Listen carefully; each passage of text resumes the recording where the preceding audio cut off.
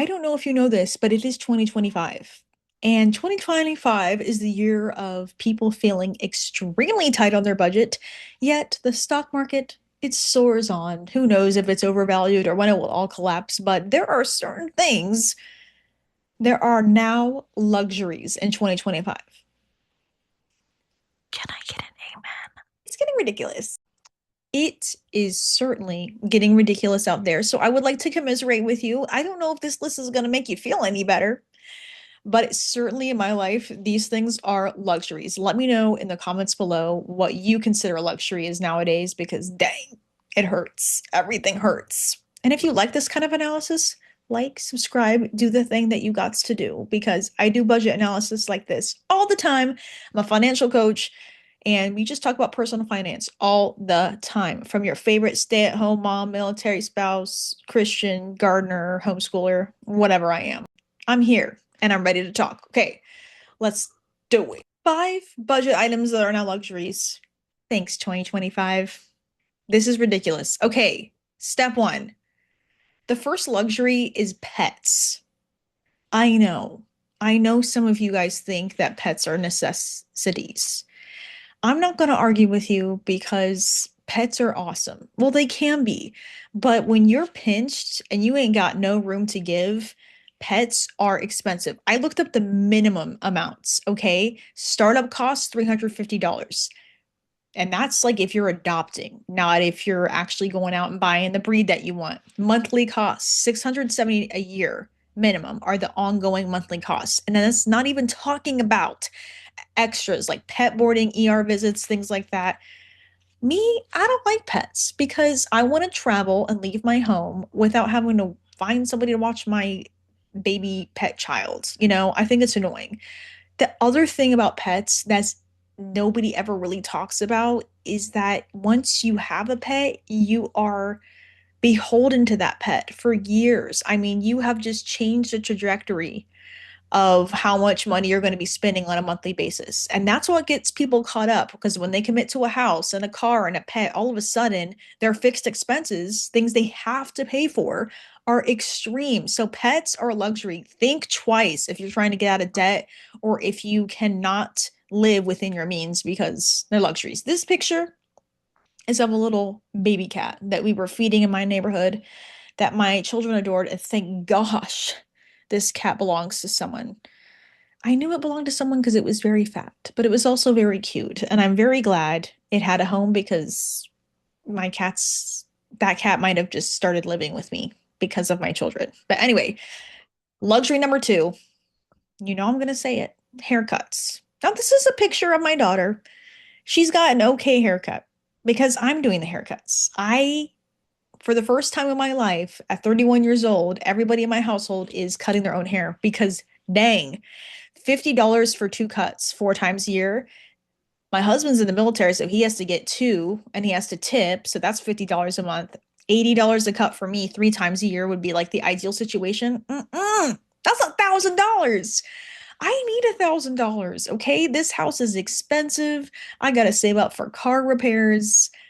No, haircuts are a luxury because they're not a necessity. Unlike car maintenance or repairing stuff on your house, or like maybe, just maybe, a tiny eensy weensy vacation or funds for a date night. Like, seriously, this is the type of situations we have to be talking about, this or that. Or you could do everything on this list and go into credit card debt and never really build wealth, because you're on this perpetual cycle of getting into credit card debt, paying it off, getting into credit card debt, paying it off, because you decide, I just need all this stuff because this is what I need to live. I know. I know there's exceptions, but seriously, haircuts, it's a luxury in 2025. Next, car washes. This is not a joke. I watched this girl posting her like overcoming debt video. She does car washes. She's got like $80,000 of student loans, $40,000 worth of consumer debt, and then some cars in there. And I'm just like, I don't get it. Because she's paying for two $40 car wash situations. And I'm just like, if it were me, I wouldn't do it. Maybe at some point your debt is so high that you just need to have these little niceties, especially if you're working really hard. No, I get it. The last thing you want to do when you're working really hard is go wash your car on the weekend. But for me, I just keep it dirty. Why? Because washing isn't a necessity. It is a luxury. Unfortunately, your cars do not need to be clean. We can do it once a month in the driveway for like way cheaper than 263, which by the way, a year is the minimum, and that's for one car. Think about it. If you had two cars doing the max cleaning, that's almost $1,000 in car wash. No, thank you. I'll skip it. Also, the car wash people wouldn't let me find a picture of their prices. I had to go into the comments. So thank you, James Now, for being honest about your membership pricing so I could get an accurate estimate for you. Okay. Number four, delivery. People. What is it with the delivery food? Uber Eats, Grubhub, all that stuff, that is like people who are making money can afford this stuff. Think about if you inflated your grocery bill by 35%. You would be out hundreds and hundreds of dollars a month. So that's thousands of dollars a year. You're talking about, oh, I said feed, but menu fee, service fee, a delivery fee. Look at this guy on Reddit. He's got like a crazy charge for a meal that should be $20.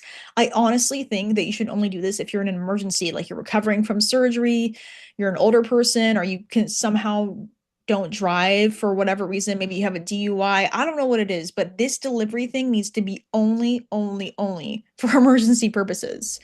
No one would ever get away with other things being marked up 35%.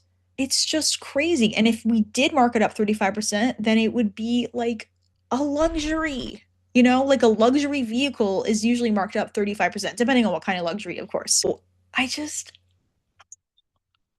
I'm not making sense here, but never in my life did I see money fly out the door faster in my own financial coaching practice than when people are reliant on delivery because it becomes so easy to get awesome food for a deluxe price, deluxe calories, and now all your goals and dreams are out the door. This one's a sore spot for me. It is a sore spot.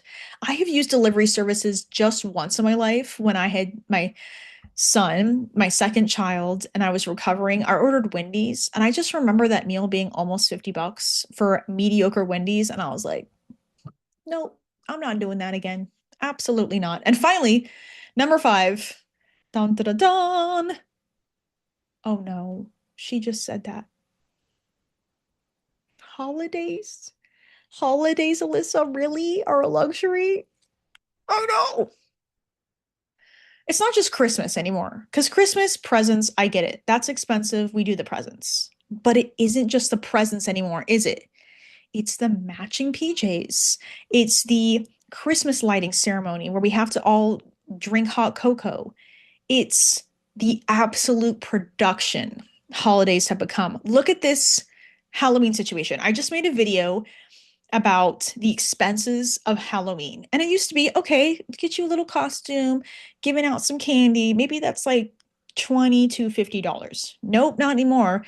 We're buying multiple costumes. We're going to multiple events. There's thousands and thousands of pieces of candy. Like, Hershey's number one seller because everyone is buying candy to give away, which is honestly a really cool tradition that I'm not going to knock, but we have to do it within our means. So it's not just that stuff anymore, right? It's the fall festivals. They have gotten out of control. This is one near me in San Antonio. To take my family of four, it was going to be $92.67 with $6 of processing fees. And that's not including whatever the flip this is.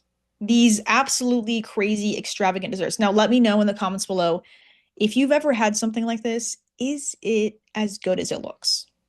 Because for me, if I'm going to buy $15 worth of drink, it's got to be good. I don't know if these are any good, but they are redonkulous. They have to be because they have to be on social media so we can get a following and everybody's like oohing and ahhing over it. It has to be now. That's the way our society works, right?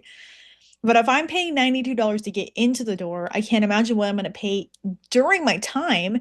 And that's my entire holiday budget. You know, if you look at your budget as an expenses, as a percentage, okay? and you spend 1% of your budget on holidays and you make $100,000 a year, let's say, how much do you have to spend on holidays? Well, you have to spend $1,000 in the entirety of your budget. $1,000 for every single birthday, every single Halloween, every single Christmas. $1,000. Somebody could spend $1,000 on Halloween alone at this rate, depending on the size of their family or whatever. And there's not that many of us making six figures, unfortunately, because apparently that's what it takes to live in our society. Oh, it makes me so sad. You know what? Let's just bring back the cheap holidays, like 4th of July. So you just grill and you watch the fireworks and you go to the free parade. Thanksgiving, you just bring a dish, you potluck, you talk about how thankful you are. Amazing holidays. But no, now we have crap like this and it's getting out of control. And it makes me sad. It really does. Anyway, I hope that somebody agrees with me about these luxuries of 2025. But I would love to hear from you. So make sure you write me below. Make sure you subscribe and like. And if you like this kind of content, come join me because I love to do all sorts of budget analysis and commiserate with my fellow middle class citizens of this world. Okay, take care. Bye.